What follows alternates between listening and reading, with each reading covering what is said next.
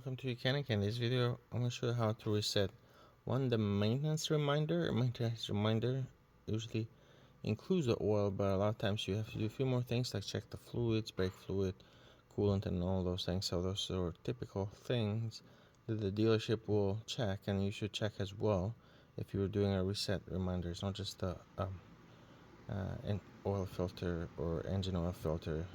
You want to check the basics as well. The other thing you can reset on these cars is the transmission fluid, and I'm going to show you how to do both of them. So if you have the YOUCANIC scanner, that's what we're using here.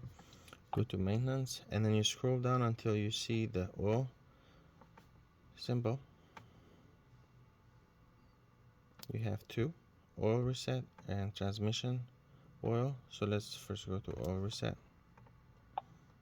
Go to Acura, go Smart VIN, and here you have the option to select where the car was manufactured. This one was manufactured in USA. Press OK. Then over here you have the option to reset maintenance and CVT transmission fluid.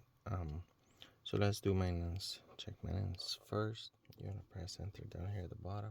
Press enter, and then you select main maintenance again, and it tell you a few things you need to check: power steering fluid, brake fluid, windshield washer fluid.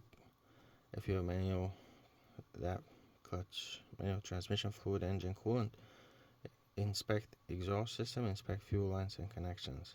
Press enter, and you press enter again, and that will reset your maintenance. Now, if you have the option as well to reset the CVT, transmission fluid, press that, press enter down here, and you can see that you can reset transmission fluid. You have to press reset down here at the bottom, and and that will reset the CVT transmission fluid as well. And that's it. Now transmission fluid though, come back. You can also go to the dedicated transmission fluid menu, which is right there. But that's how you do those two. Thank you for watching YOUCANIC, where you can be the mechanic.